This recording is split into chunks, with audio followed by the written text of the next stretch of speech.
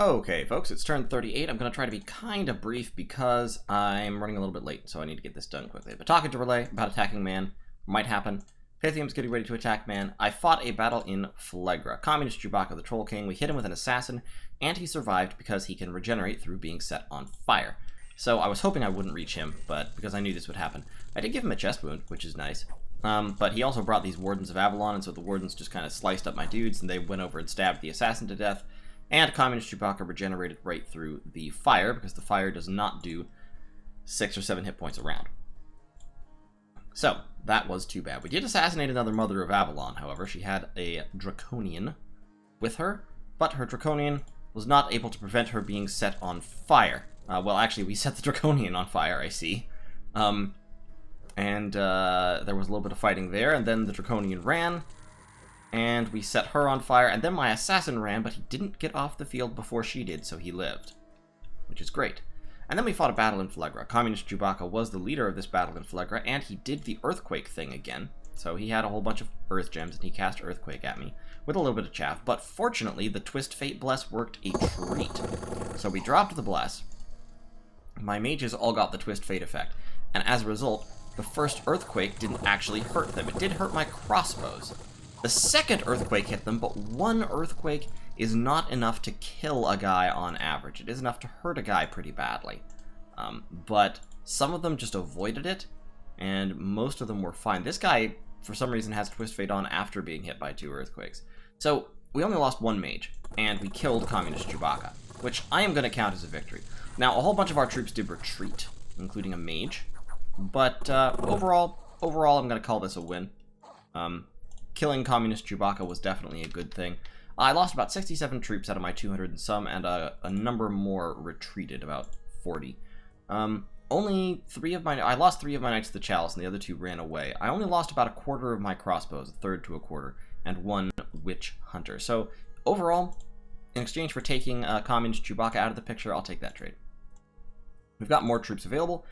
I was thinking about moving them into Phlegra, but actually, Phlegra has a whole bunch of defenders. See, I have about 100 siege strength here. They're not taking any damage, which means they have at least 100 siege defense inside, which will be mostly those trolls they had, and they may have summoned another gang.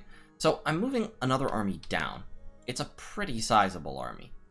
It's got a pretty hefty grip of crossbows in it.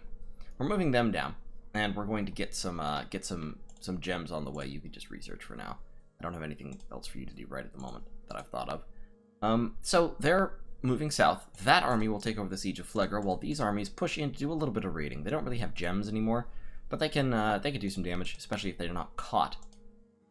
And meanwhile, this guy's just sitting here waiting on the world to change.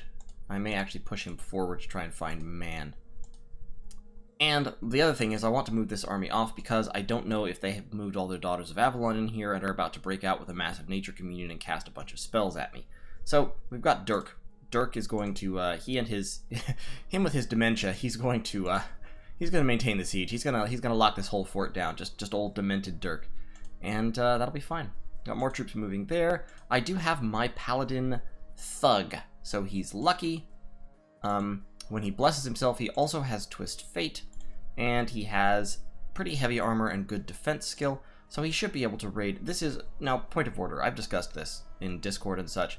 This is not the most efficient way to do this, but I like it, and I think having a couple of these guys around is handy for flexibility, if nothing else.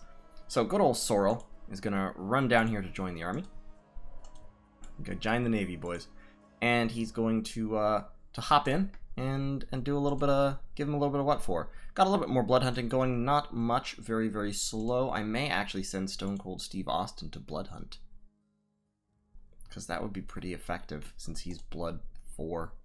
Would it be more effective than 37 research points? Probably. If it'll help me break into blood quicker, I think it might be. So yeah, I'm going to send Stone Cold Steve Austin down here to help blood hunt the hell out of Sitha. And we'll proceed apace there. I've got a few knights over here in Orivadi's army. He's going to move south. And over here I'm recruiting more knights, more crossbows, a few infantry. Over here, more knights. Definitely going to be leaning on them knights. And it should be good. research-wise, we're hitting Conjuration level 6 next turn, and then I need to start researching more Thaumaturgy, because I need to push down to where I can get Soul Slay and Enslave Mind, since Astral Magic is also my forte. Also, ooh, actually, I'm about to start getting Harbingers, so I need to push down to where I can get Storm and Thunderstrike. Well, just Storm, honestly, and various other Mage, various other air things. Or Alteration. Push down to alt level 4, and that way I can cast Wind Guide with Harbingers on my massive stacks of crossbows. That will be more effective. Poitou appears to have been left behind, and I don't know why. We're going to try to move him over here so we can sight search for things. And up here, we've got that stack of longbows back. I'm not too concerned about it. I'm pumping out some troops up here to keep them honest, and we'll see how things go. So, that's turn 38. I'll see you all in turn 39. Okay, folks, turn 39. Man's God came out this turn. So in Sinextro, I set my army into attack, and we ran into an SC'd out Lord of the Forest, Dio Brando. Now, turning your god into an SC is usually kind of a bad idea because, of course, every super combatant is counterable, and if your god dies, that is a huge blow, especially because you lose your Bless. Now, his Bless is, like, kind of weird, so maybe he's just not worried about losing his Bless. But in any case, this is a pretty reasonable grip of gear to lose as well. So that's 20 gems, 30, 40, 45, 50, and 55 gems, plus of course his god. So if I kill this guy, that's pretty good. Now, he is very, very difficult to kill, of course, because he's been geared out pretty well. He doesn't have any astral magic. His magic resistance is quite high, not incredibly super high as it could be, but pretty high. And he can cast Iron Will to make it higher, which I believe he has. I think he has Iron Will. He hasn't cast it yet. He did cast Strength of Giants on himself. He's casting Temper Flesh. Ah, they've got this guy casting Iron Will on him, Theon, who random to Earth 2 and then goes up to Earth 3. So they've got another Earth Magic buffer, you know, buffing him up. So he ends up really, really impressive. You know, he's got Magic Resistance 27, which is enough to shrug off pretty much any MR negates spell spam. He does have regeneration since he cast personal regeneration on himself, so he regenerates 16 hit points around. He's got Awe and Fear. He's damage resistant to everything except cold, so water mages would actually be the way to kill him with Frozen Heart. In any case, in this battle, I mean, this is what a super combatant does when he's not countered. He just kind of runs through my troops with no problem. He just blasts them and they die. Now my crossbows run up into close range, and they start shooting crossbow bolts at him. But it's not really being effective because he's got enough protection, plus his shield, that even armor-piercing missiles can't really hurt him. So 11 armor-piercing damage. His prot is 30. Which means that so that's reduced to, that by itself would negate more than half of the crossbow bolts, but in addition, he's also parrying with this gold shield very commonly, because it has a high parry value, and then that adds 23 more protection. So, yeah, the crossbow bolts are almost never actually hurting him. They inflict a little bit of damage now and then, but not a lot. In fact, I think he hasn't taken any damage yet. He does right there. He takes a little bit of damage. But certainly not enough to make a difference. And my mage is back here just kind of standing here like, well, what do I do now? And not accomplishing pretty much anything. So, this guy is going to be a pain in the neck, especially because he is shock resistant. In Troll Woods, however, we rolled over a few Royal Foresters with no casualties. Still witches in Sitha. I'm trying to get rid of these witches, but I just can't I can't stop the witchening. I'm gonna give some more crossbows to Murgos to keep patrolling, and I think Veliantif will also stay here to patrol. So you two just patrol away. You're very old and weak and flimsy, so that's fine. Stone Cold Steve Austin has moved down here, and that's because he is going to help with the blood hunting, because he's blood 4. So we're gonna get some more blood out of him, and then we'll use him to forge some neat stuff. In the meantime, this war, not going great on my account. The Lord of the Forest has effectively stopped my advance. We're pulling all our troops together right here. And we're scripting our troops. Our mages all to cast Starfires. Now, Starfires doesn't do a whole lot of damage, but it is armor negating, and it's not resistible. the inaccuracy will be the biggest problem for them. So what we're doing is we're pushing my mages up really close to the front. And the crossbows will just sort of flow around them is the goal. And they will spam Starfires, and if enough mages are spamming Starfires, they may be able to overwhelm the Lord of the Forest regeneration. I don't have any of the real actual counters on hand. The actual counters require like armor-piercing or armor-negating weapons in the hands of counter thugs would be the way to do this. So like, Sorrel could potentially fight him a little bit, but he would need, like I said, at least an armor-piercing weapon in order to effectively do damage, and I would need several. I need several paladins. So that's, I think, where I'm going to start going. I'm going to start recruiting more paladins. Or actually, a Harbinger. A Harbinger would be a great counter. So, we'll see what we can do. I need to forge. I'm forging a Starshine Skullcap, then I'll put that on Michael, and then Michael will be able to summon a Harbinger. And we'll see what we can do with that Harbinger. A little bit of forging wouldn't go amiss for the Harbinger, but I don't have that option right now, unfortunately. Plus, the Harbinger can cast air spells. So we are researching Evocation level 4, so we'll be able to throw Thunder Strikes. And then we're going up to Alteration level 4 to cast Wind Guide.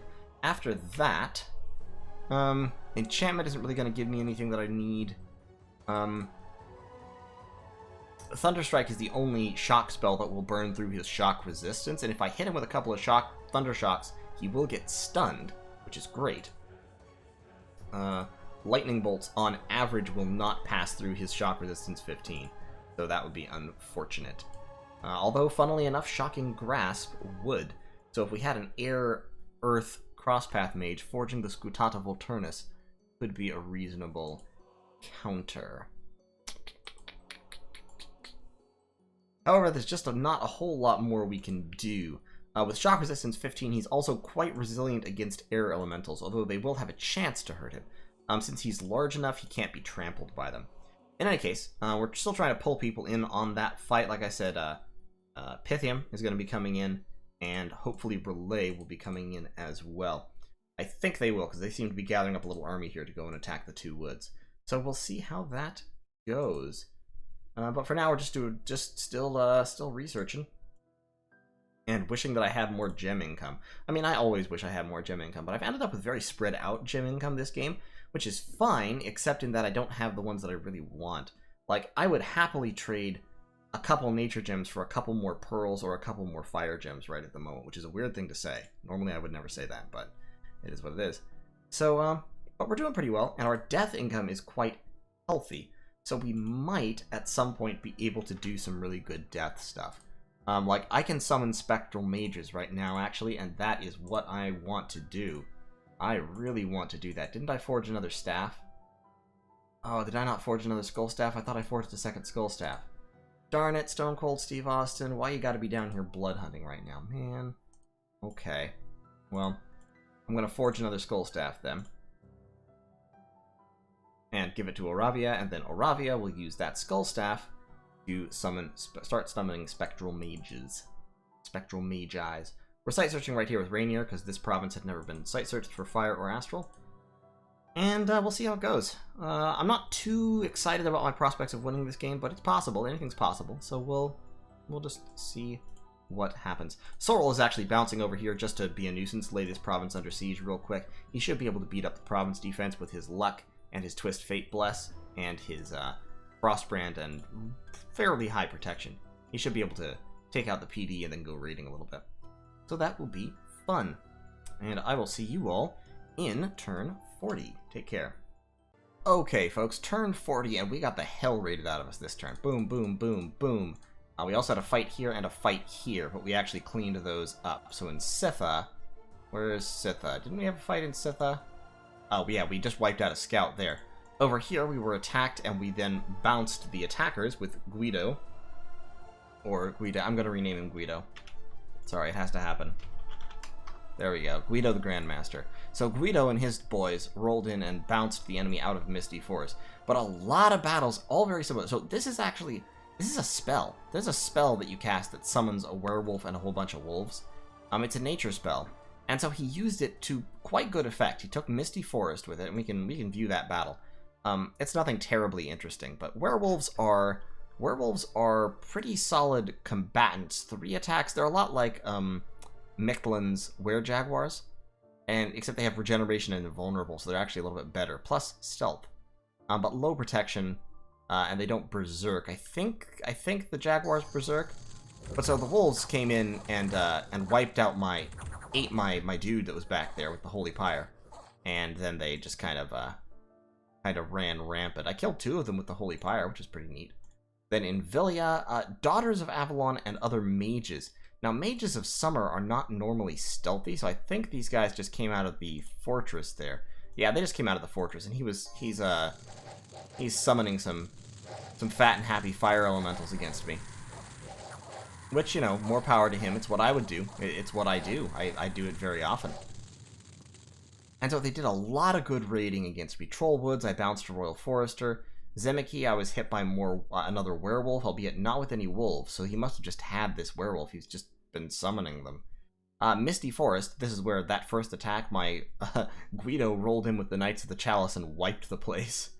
And in Grain Gate, a daughter and a mother of Avalon, both of whom, the daughters actually are not stealthy, but the mothers are. So Mothers of Avalon, very dangerous mages. And just a whole bunch of random infantry wiped out my province defense. So, interesting. Very interesting turn. No good events. Misfortune is spreading.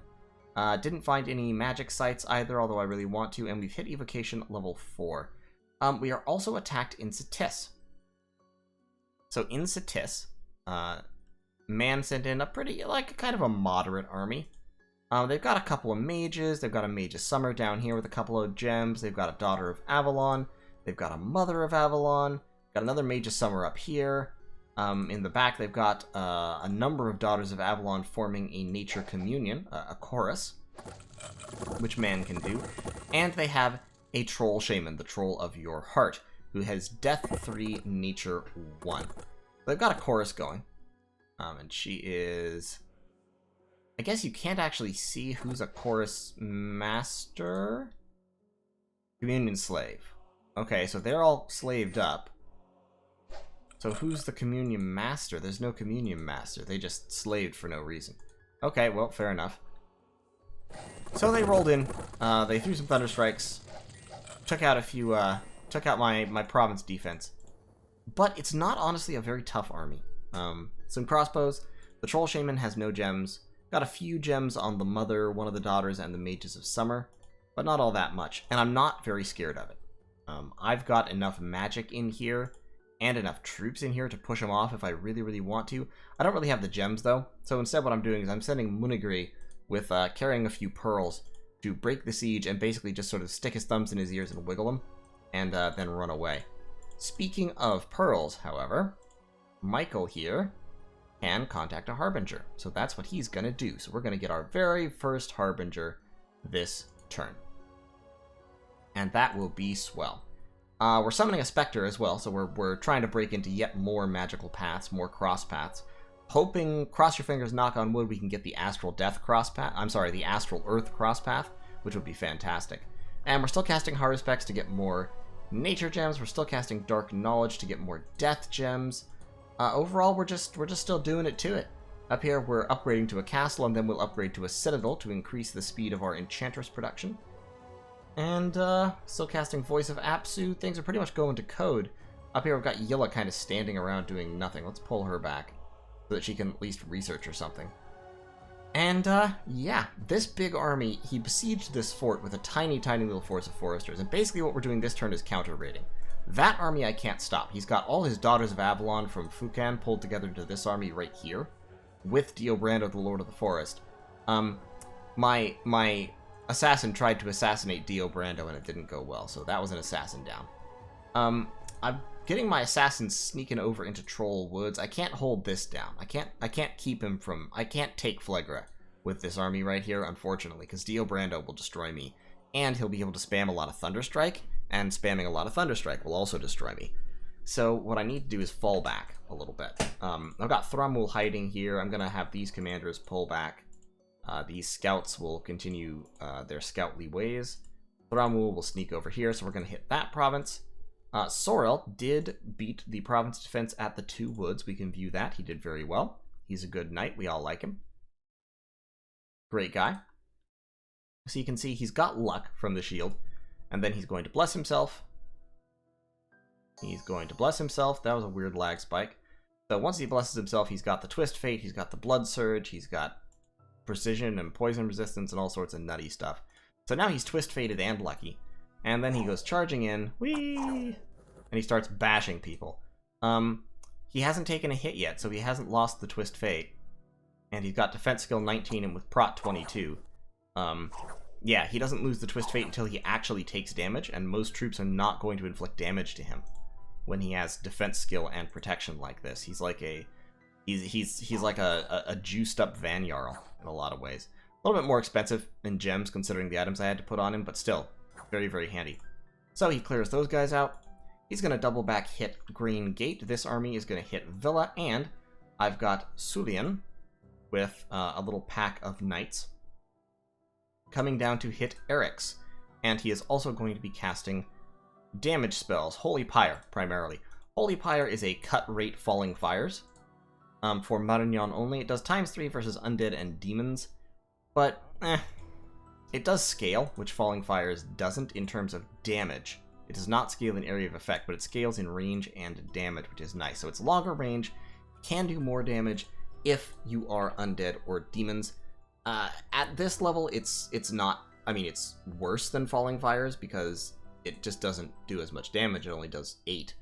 But it's still something, and he can cast it very, very easily. So he's going to throw down Holy Pyre to support his blessed, twist-fated, blood-surged Knights of the Chalice, and they should be able to chop through this little gang very, very easily. So we should basically clear off all of the raids, like, right now. Murgos...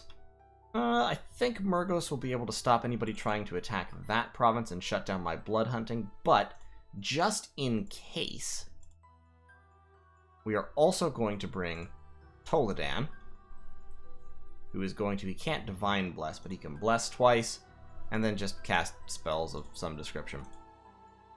And these guys will hold an attack rear, and so Toladan will be right up there with them. And Toladan will march south. Like I said, don't have many gems right now, especially fire gems. For Marignan, having a fire gem shortage is just sort of embarrassing. So, but we'll see. I think we'll be able to be fine. And actually, if we're doing that, then Guido does not need to go over there, because Guido was doing exactly that job. So Guido can pull down this way, while Toladan does the business. Research, could be better, could be worse. Could be better, though. And Sibile is bringing a whole bunch of air gems, and Guido has a whole bunch of air gems, so we will have a lot of air gems to back up our 2 air casters down here, which means we'll be able to pull the sneaky trick of summoning a whole bunch of air elementals instead of, or in addition to, a whole bunch of fire elementals. And of course, we will also have a Harbinger. So what that means is we want to book it down Alteration in order to get first Phantasmal Army and then Fog Warriors. So we need to book it down to Alteration 7 as fast as we can, because Fog Warriors, in addition to our Twist Fate Blood Surge buff, will be very, very good on Knights of the Chalice. And Flagellants, for that matter. So that, I think, will be the turn. That's about all I have to do right now. Ravenna, I could have you also casting Voice of Apsu still. Yeah, why don't you throw some more Voices of Apsu? We could use them. And we'll see how things go in the war against Man. I may actually try to make peace with Man fairly soon. I don't think there's really a good chance of that happening, though. And like I said, I thought I had brought Pythium in on the war, so not sure what's happening there. But also, I don't know why some of my connections are green. Like, I'm not sure what that. I don't recall what that means to have green connections. Yep, I don't know what that means. Anyway, we're gonna ignore that completely. Seems to make a ring around the world. But, yeah, hopefully Pythium will be coming in. I'm gonna contact him just to kind of give a gentle reminding poke. And then I'm gonna contact Uruk and see if I can get Uruk to come in with me as well. Because Man, I think I can realistically make the argument that Man is scarier than I am. And so we should be fighting him. So, thanks for watching, and I'll see you turn 41.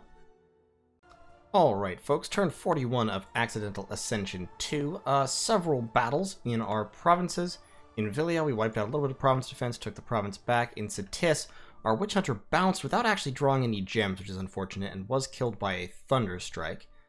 In Carian, a Mother of Avalon led a small group to wipe out my very, very light province defense. Not too unanticipated. If I recall correctly, she just cast Swarm on me a bunch of times. Or Creeping Doom, rather. And my barbarians got bugged. So sad. In Eric's, actually, my little group that went out there got caught by a surprisingly heavy army combined with a lot of province defense. This is 20 points of PD. And my Knights of the Chalice killed a lot, but I wasn't expecting that many PD.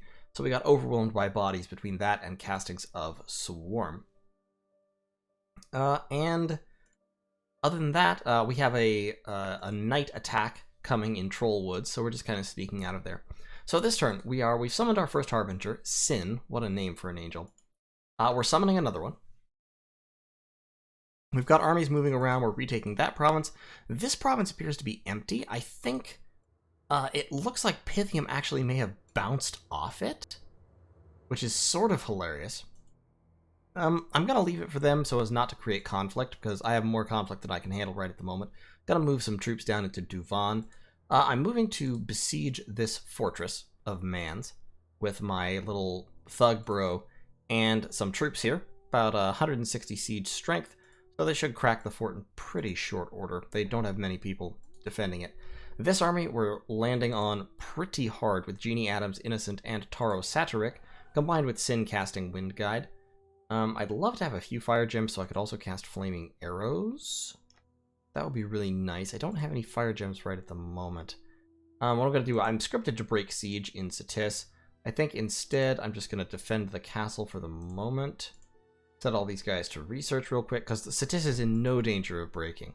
So we'll just kind of hold on there. And we'll take some fire gems away from this gentleman. And we will give them to Monsieur Innocent. And he will go Phoenix Power and then Flaming Arrows. Flaming Arrows. There we are. He should be able to cast that. Phoenix Power, he'll be 3. Flaming Arrows takes 1 gem. And it's level 4, so yeah, he'll be able to cast that. And then he will take a brief nap.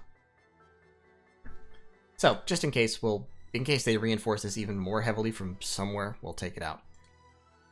Orvade is patrolling to try and bring down some of the unrest in this province. Overall, we are pushing back. It's sort of a stalemate between us and Man right at the moment, but Pythium has, as I said, besieged Phlegra, and should be cutting in as far as they can over here. Now, it looks like Uruk is about ready to attack me, which is super unfortunate. I've tried contacting them, suggested they attack Man instead. We'll see how it goes. They may well come in against me, in which case I will, of course, lose, because I can't fight them and Man simultaneously. This army probably has pretty significant communion support, and Udruk's magic is actually pretty solid. They've got a lot of we've talked about this. They've got a lot of astral. They've got a lot of nature. They've got some pretty decent water. It's pretty solid stuff.